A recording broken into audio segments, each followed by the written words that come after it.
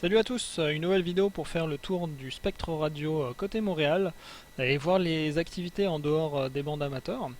Et donc pour ça je vais utiliser HDSDR avec un récepteur qui permet environ 50 MHz de bande passante.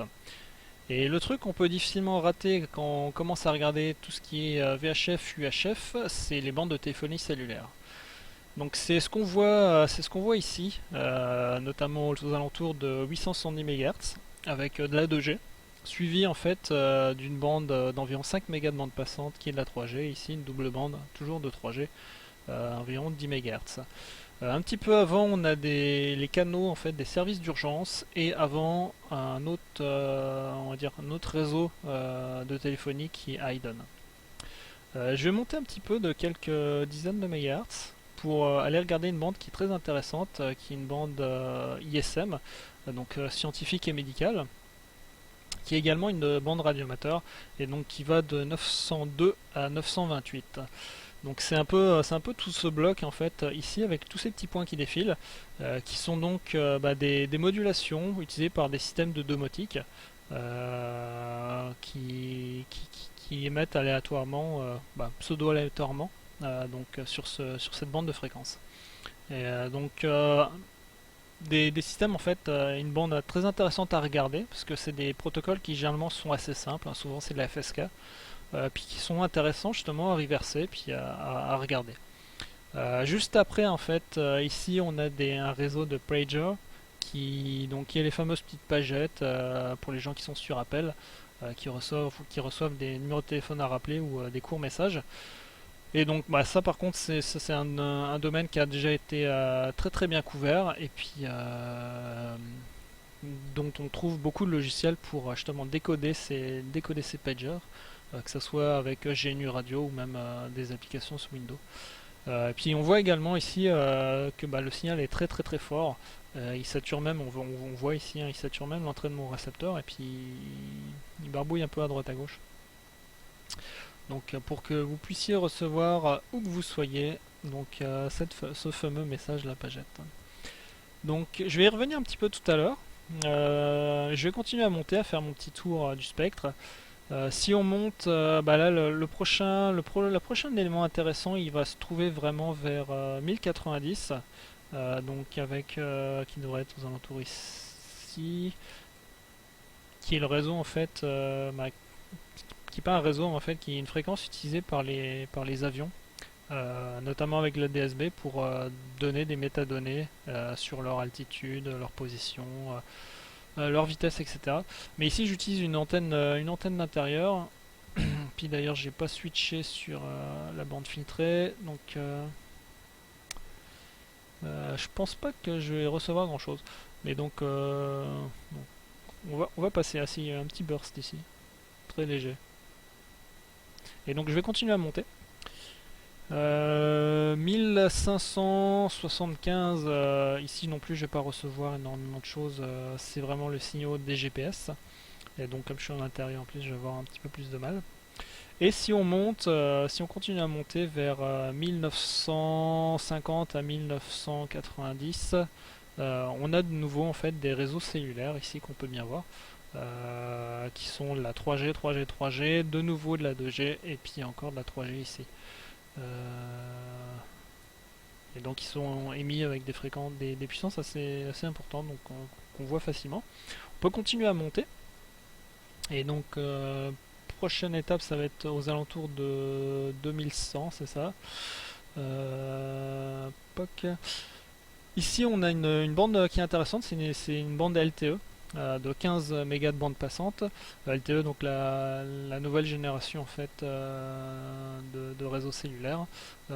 Et donc ici ça c'est le stream, hein, le flux descendant, donc celui qui est émis par la base station vers le téléphone. Ici de nouveau deux petites bandes 3G. Donc au passage ici ça c'est une bande qui appartient à Bell et Telus, donc pour le réseau de Bellus. Ici deux bandes Vidéotron et juste avant une bande LTE donc qui est également Vidéotron et Rogers. Donc on va voir ça tout de suite. On va le mettre un petit peu, on va le décaler vers l'avant. Tac. Puis je vais augmenter un petit peu aussi le gain de mon récepteur. Voilà, qu'on voit un peu mieux.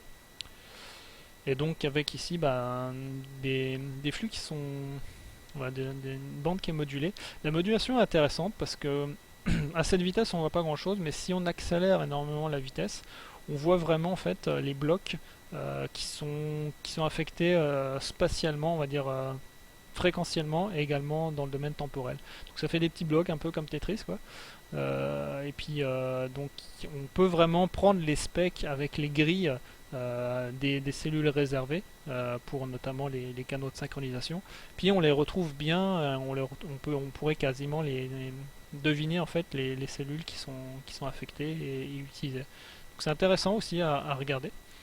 Et si on continue à monter toujours plus haut, on arrive dans la partie 2600, voilà, qui est encore ici une bande Kira Rogers, qui elle fait 20 mégas de bande passante.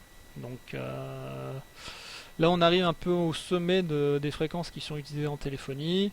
Si on descend, là on passe par le Wi-Fi, donc avec énormément de signaux, dans un environnement urbain normal, qui sont assez forts, forcément ça doit être les voisins.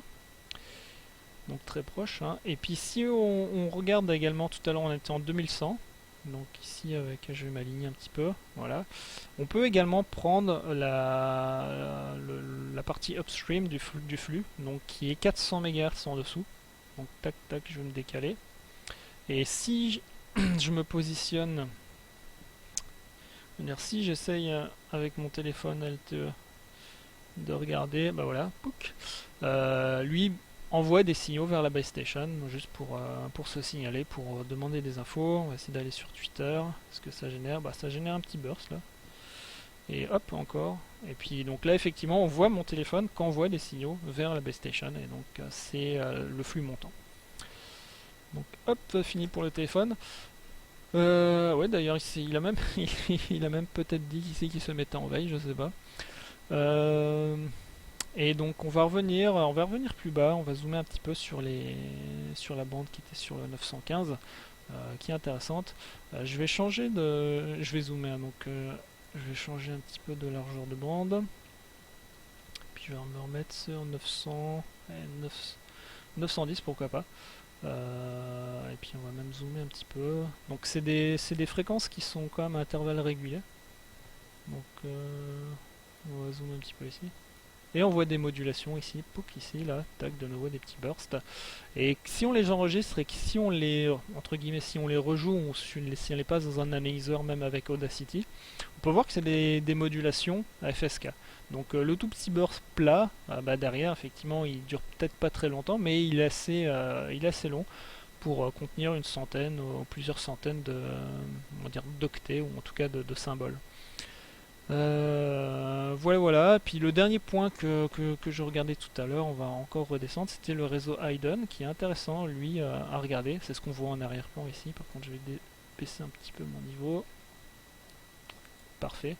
Et donc, Hayden, qui est une modulation, enfin un système utilisé par Motorola. Pour les anciens, pas pour les anciens, mais pour des téléphones qui sont push to talk, qui sont utilisés par exemple sur les chantiers où il n'y a pas besoin, on va dire, d'attente par rapport à une numérotation. Donc dans certains cas c'est intéressant. Puis c'est c'est cette modulation qu'on voit là.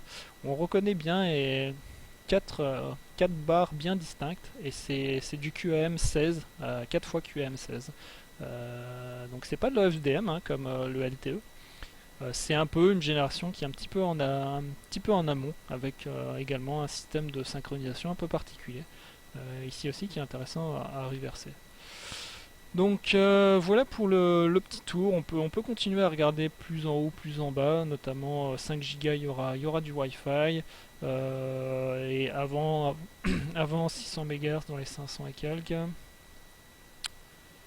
dans les 500, bon, je vais repasser à 50 MHz de bande passante. Voilà, on a des bandes télévision qui sont ici, et qui peuvent être également décodées. Il y a des chaînes sur GNU Radio qui sont intéressantes à tester. Donc voilà un petit peu pour le tour du spectre, un petit peu autour de chez moi, surtout en dehors des bandes radio, savoir ce qui se passe et à quoi ça ressemble. Ça peut toujours être intéressant de comparer. Et Quoi d'autre? Après, je peux descendre jusqu'en FM, mais je pense que là, c'est du grand classique. Donc, je vais m'arrêter là pour cette vidéo. Je vous remercie, puis je vous dis à bientôt. Bye bye.